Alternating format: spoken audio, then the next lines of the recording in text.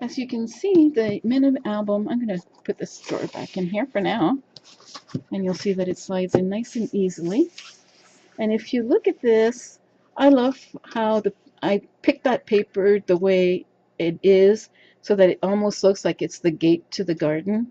And then I used the Tim Holtz die, and I used grunge paper. So that, because we all know that grunge paper doesn't break, it's very solid and sturdy. And I bound it together with brads, and I painted everything white so that it would match the collection. And here is the mini. No embellishments on the front so that it can slip in the box. And then a place to dedicate the book. I left this plain so that you can still put a picture on there, but I like the way that looks. There is a pull-out here. And the pull-out is like a little card. I used 2 of the stickers from the 12 by 12 sticker sheet, and I put them back to back, and they create the pull tab. And then you can add more pictures and writing in here. And I'm going to just put my things that I pull out on the side here. And then this pulls out as well and allows you to add more writing, pictures, or whatever you like. And then on top of that here, there's going to be a tag. And the tag pulls out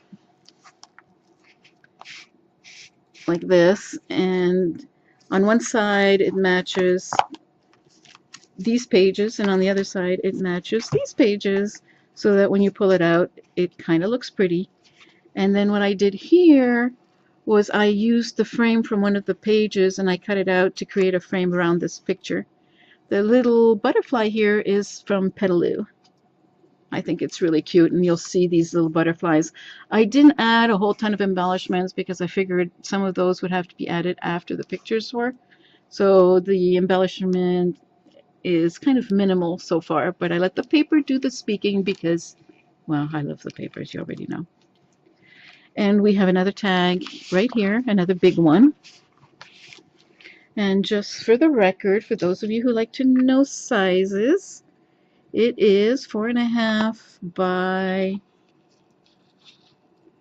about 8.5. So it's a pretty big tag, and it gives a lot of room to write on or put a picture on.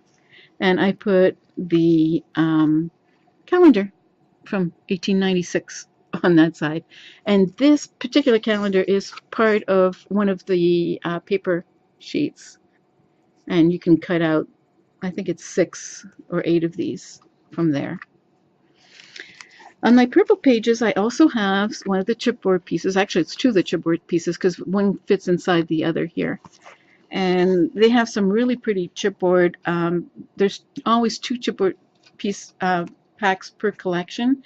This is the one that I did not use yet. And I say yet because I have more planned for this paper. And then here we have, if this was from the 12 by 12 collection, this is the same one from the 8 by 8. So you'll see the difference in the sizes, but it is really pretty. And then I have a couple of cards here that I made out of the remaining paper once I made each partition here. And again, just room to put more pictures, more sayings, more writing. And this could as easily fit in this little envelope. And this is part of what they're doing new in these collections that just came out this spring. They were part of Winter CHA.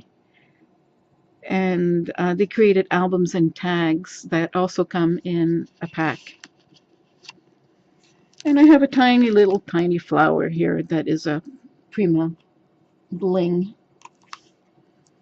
Over here we have a waterfall, and the waterfall is just a bunch of papers that you can put more pictures on the back or write on the back and put pictures on the front, or do both.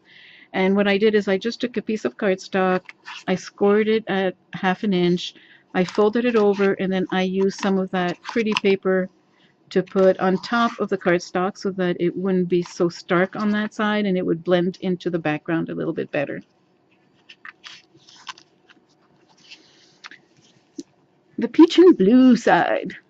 Here we have another one of those big tags, the same one like the calendar came from, that same sheet of paper. And on this side you'll have the blue, one of the other ones.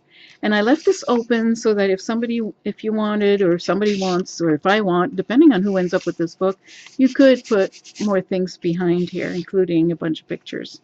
It also has a tag.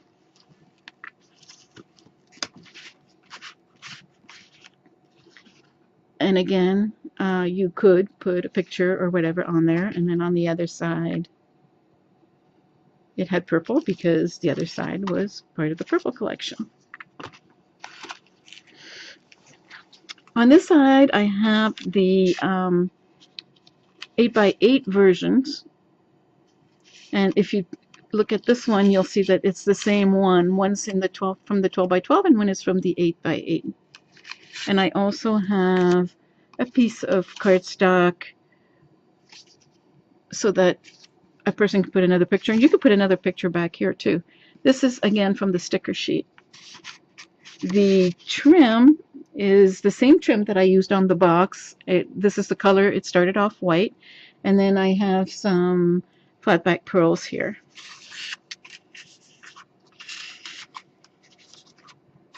And finally we have the green, and you'll see more of those little butterflies that I thought were so pretty. And one of the stickers from the sticker collection. This opens up. It's tucked behind one of the butterflies to close. And again, it gives you more room for pictures. And it has a tag, and it's tagged for some odd reason. There we go.